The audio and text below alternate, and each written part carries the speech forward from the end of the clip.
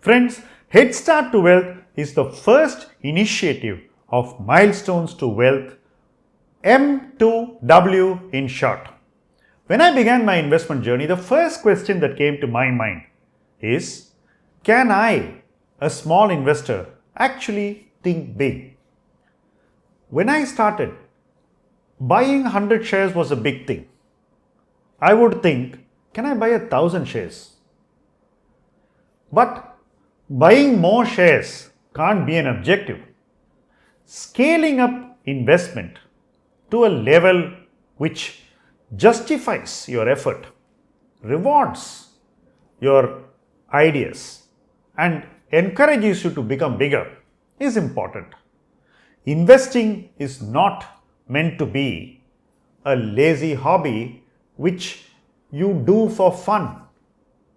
It's serious business. It's meant to give you outcomes that will raise the quality of your life, standard of living, and give you financial freedom. Every one of us can think big. A small investor must think big, but while doing so, he must be careful where he begins. Assume you start taking swimming lessons. Would you go straight to the deep end of the pool and dive right in? You wouldn't, right? Similarly, when you enter the stock market, you should first choose a safe place to learn. And I think going right into the F&O or straight into the direct stocks is probably not meant for early stage learners. It's better that you learn in a place where you can't fail, where you won't fall, and certainly will not drown. So, where you begin is very, very important, and choose a safe place to begin. Which is a safe place to begin?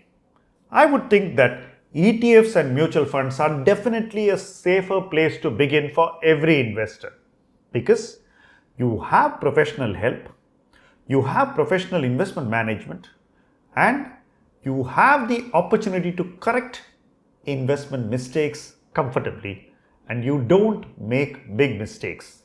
Now, that's a good setting to learn, right?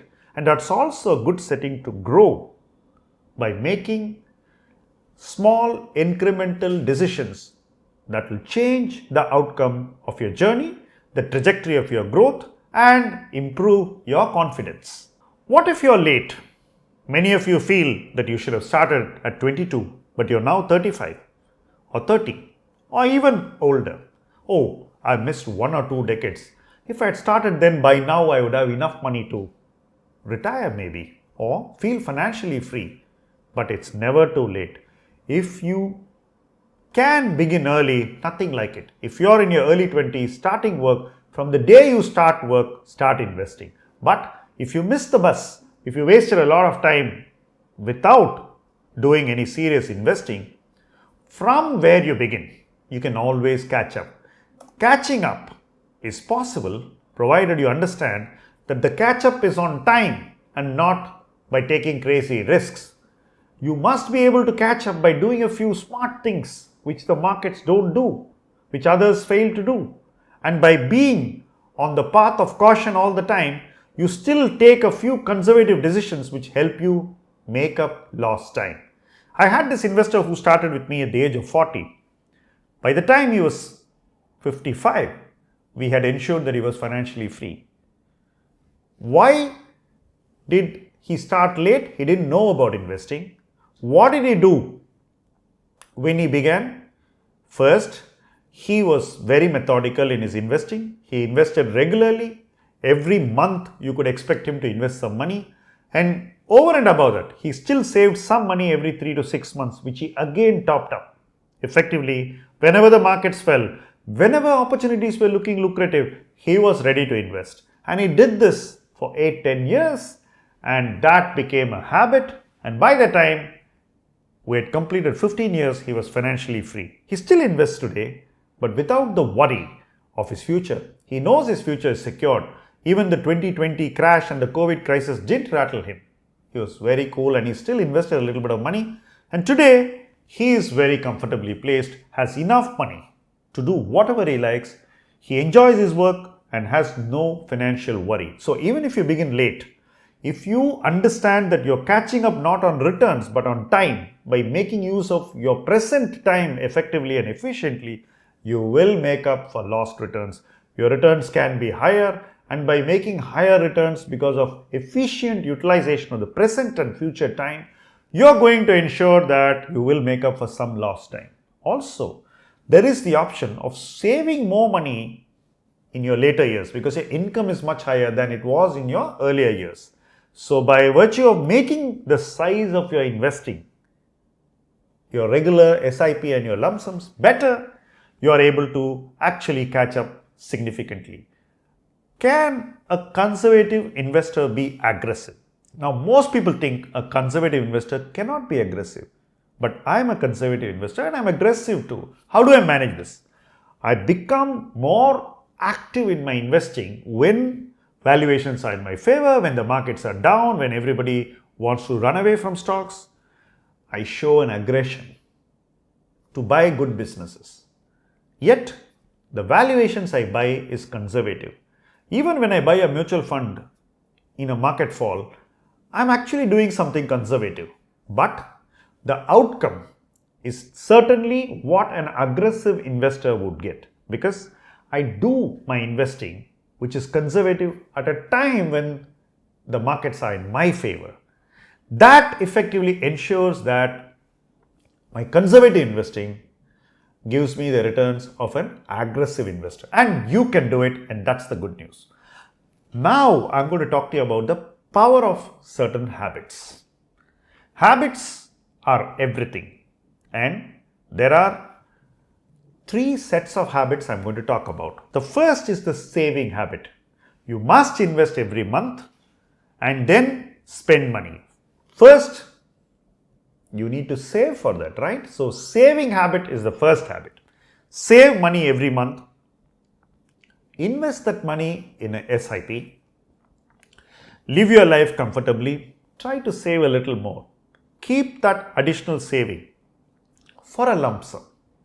And when markets fall or opportunities are looking very attractive, or when your advisor calls you, invest those lump sums exactly when the markets are at lower levels, and make sure that you think all the time about saving. So that helps you do some sensible spending. When you do sensible spending, you save more, and every week you will be able to save a little more money. Thinking about savings every day definitely helps you spend sensibly, and it helps you save money every week, and that gives you more money to invest every month.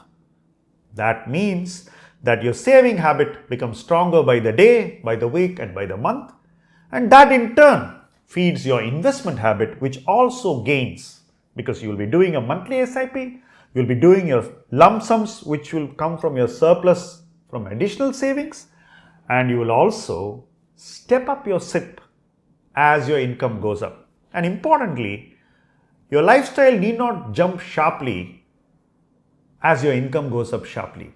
Lifestyle can be rising in a gradual gradient even if your income is rising in a sharp gradient. What would this mean? It means that you would be able to step up your savings, your monthly savings, to a higher trajectory early in your life, and that means that your financial freedom is going to be nearer, it's going to reach you faster, and you're going to have better choices of a lifestyle and a future much earlier than others. That's a good thing, right? And I'm sure you like it.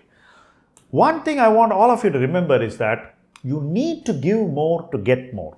And here are 4 behavioral traits, habits, which will help you. The first thing is give more time to your investments. Give time liberally.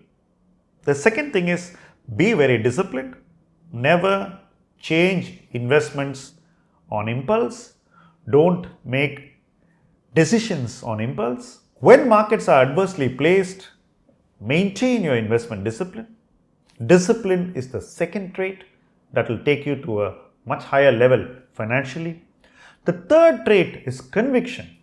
If you carry conviction at all times and carry that conviction in a way in which when markets fall, your conviction is intact and it's higher than what others have, then you're going to do a better job of your investing and you're going to be rewarded for that. That's a good thing, right? So maintain your conviction at all times. And that brings us to the last trait, which is consistency. Always maintain consistency in how you approach your investing.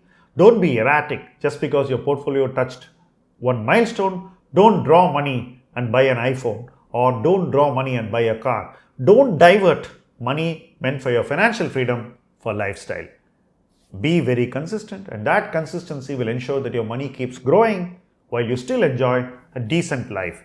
It's very important that you give more to get more, and these 4 traits give that extra alpha in behavior, which will get you extra returns as an outcome. So there are 5 things that you need to do. First thing is, you always need to do more. Increase your investments. Stay invested. That's the second thing. Always continue your investments under all circumstances. The third thing is, show patience. Always be very patient. Give your investments a lot of time. The fourth thing is, understand your potential. Don't do less than what you are capable of in your investing. If you're capable of saving 10,000 every month and investing, make sure you do it. Don't invest 2,000. That would take you nowhere. And lastly, grow your potential. Suppose you're saving 10,000 when you earn 40,000. When your earnings go to 80,000, you can't be saving 10,000. Your savings can go up significantly. Maybe you could save 25 or 30,000 or maybe even 40,000. Understand how your savings can grow as your earnings potential grows. Make sure the two are aligned and always in sync. So if you do these 5 things, which is, you invest more, you stay invested, you show patience, you understand your potential and you grow your potential, then what happens is that you are going to be on the path to financial freedom and you will get a head start to wealth. Join us on this journey and make your financial journey successful. Thank you very much.